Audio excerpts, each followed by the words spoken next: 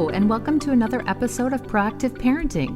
Remember, this is a judgment-free space to learn how to raise value-driven kids in a way that's right for your family, using the most current scientific research out there. I'm your host, Dr. Deanna Marie Mason. I'm a certified pediatric nurse practitioner, published author, and a professional who has devoted my career to studying and using child development to help parents manage childhood issues. So grab a cup of coffee or tea and settle in to learn something new about your child, because when we know better, we do better. Many parents I work with wonder how much sleep their child needs. And simply said, it depends. It's easy to find the answer by considering a few important questions. The first is, does my child receive enough sleep and rest and relaxation so she can learn, grow, participate, and complete daily activities without becoming tired? The next is, does my child have a physical space, such as a bedroom, that helps them sleep, rest, and relax? And the final question is, does my child have a social environment, such as a family routine or daycare, that helps them sleep, rest, and relax?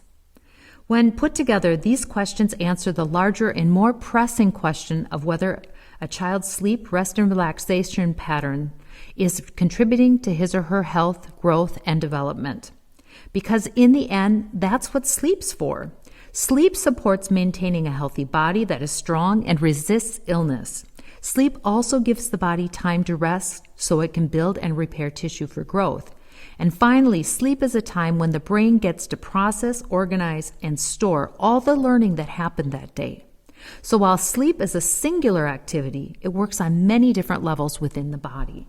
Normally, after hearing these first three questions, most parents start to wonder, on average, how much sleep their child should have each day. And again, the answer is, it depends. Each developmental period that children pass through puts different stresses on their bodies.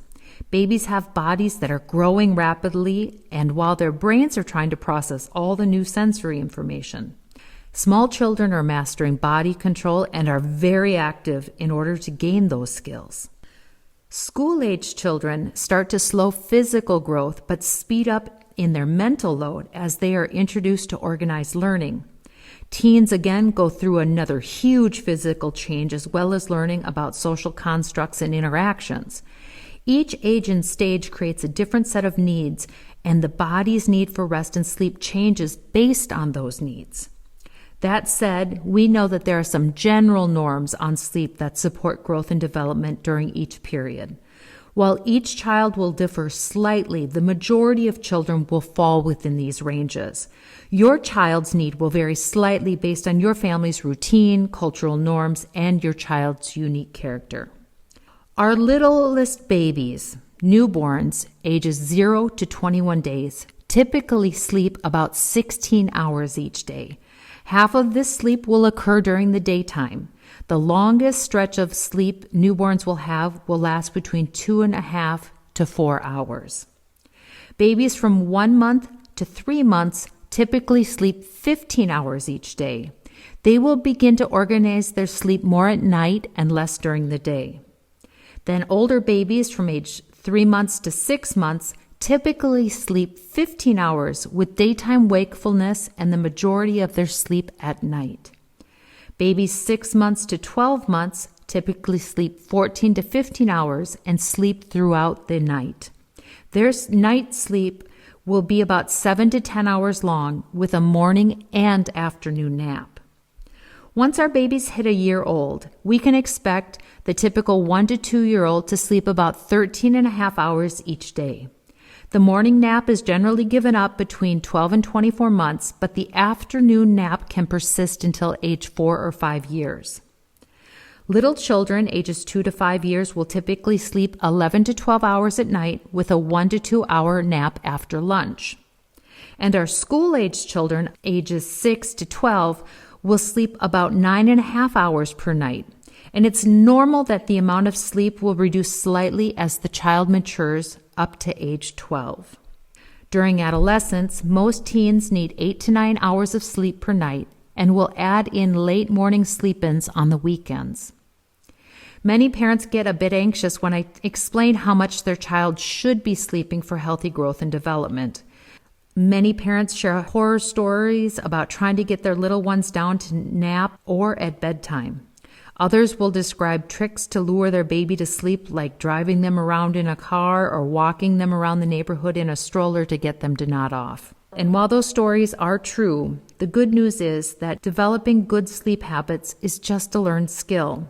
Children who sleep well have learned to put themselves to sleep and to stay asleep with the support of their parents. Good, restful sleep feels good to children the same way it feels good to us. When children have control over their bodies and listen to the feedback they receive from their bodies, they don't fight sleep.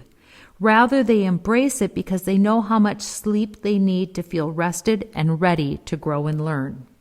As parents, we can support our children learning to sleep well by creating the appropriate sleep environment, allowing the right amount of time at home to be able to sleep the appropriate amount of hours needed at each age, and to teach the child a bedtime routine that gets their body ready to relax and go to sleep. Over time, children adopt these behaviors we teach and repeat nightly so it becomes easy for them to sleep well. If you'd like to learn more specific information about how to get your child to sleep well, please take a listen to my audio course called The Proven Method for Getting Your Kid to Sleep, Eat, and Play Happily.